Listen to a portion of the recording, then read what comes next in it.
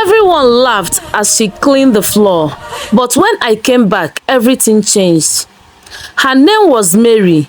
She was 80 years old, with kind eyes, soft grey hair, and skin full of stories.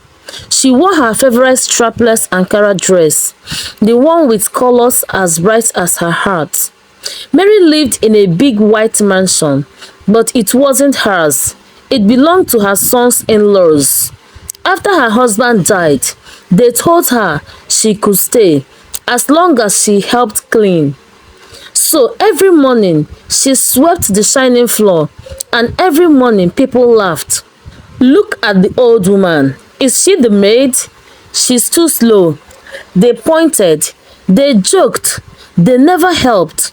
But Mary just kept sweeping, even as quiet tears rolled down her wrinkled cheeks. She missed her son, David.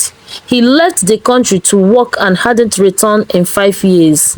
She didn't want to worry him, so she never told him how they treated her. But her heart was tired, not from sweeping, but from being treated like she didn't matter. It was an ordinary afternoon. The sun was shining through the white windows of the big mansion. The marble floors sparkled, but only because Mary had just finished cleaning them. Her back ached, her hands were sore, but she didn't stop. She never stopped.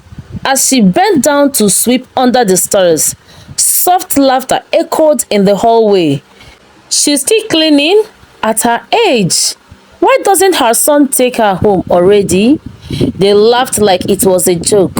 But to Mary, it wasn't funny. It was pain, real pain.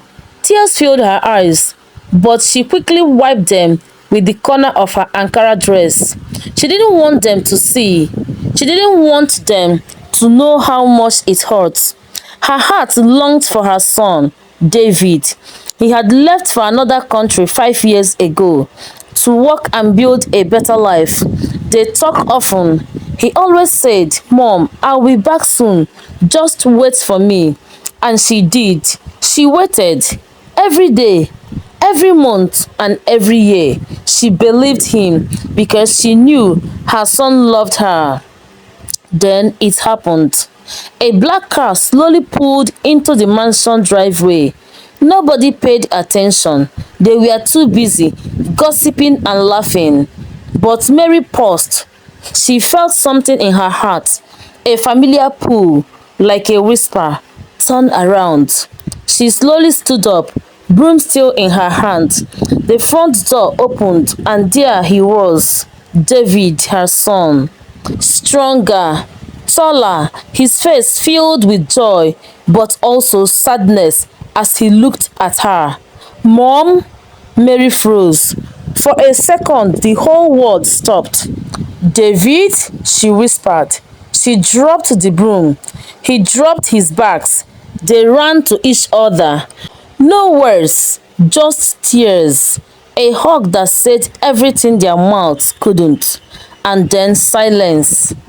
The same people who had laughed at her, who called her slow, who treated her like a servant, now stood silent, frozen, their eyes wide and their smiles gone. They watched as David kissed his mother's forehead. They watched as he looked at them with eyes full of fire and love at the same time. "Is this how you have been treating her?" he said quietly. No one answered. "This woman, she's not your maid. She's my mother. She gave up everything for me, and you made her cry." A long pause. Then David did something that shook the whole house. He turned to Mary, held her shoulders, and said loud and clear, "You are not touching that broom ever again. From today, this is your home, not your workplace." He held her close as she cried softly into his chest. No one said a word. The mockers stood still, faces red with shame. Some looked down, others slowly walked away. Because they all knew they were wrong. David whispered, "I am sorry.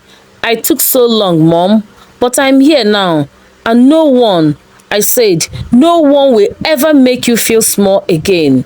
Mary smiled through her tears. This time, they were tears of joy, not pain, and not shame, but love, pure love.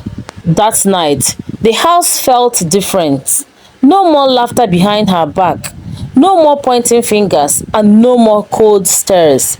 Mary sat on a soft chair by the window, wrapped in a warm shawl, not because she was tired, but because she was finally respected.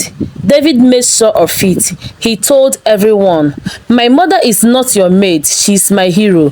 From that day, Mary never touched a broom again, not because she couldn't, but because her son gave her back her dignity. The same people who laughed at her, they began to greet her with respect. Some even apologized. But Mary didn't carry hate in her heart. She forgave because that's what real mothers do.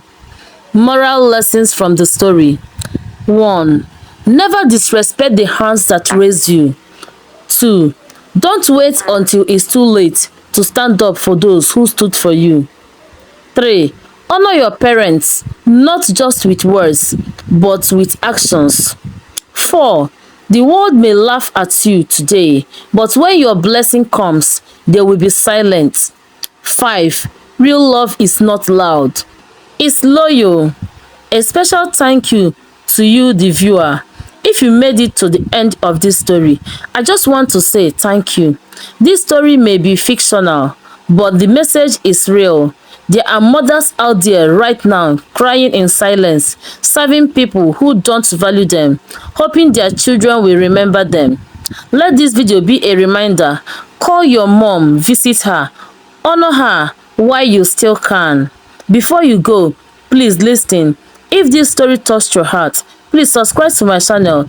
Like this video if you believe no mother should suffer in silence. Share it with someone who needs to hear this message. And most importantly, stick with me.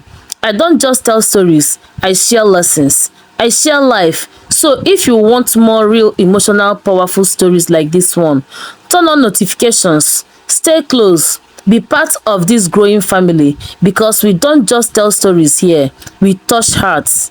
Thank you again. God bless every mother and God bless you for watching.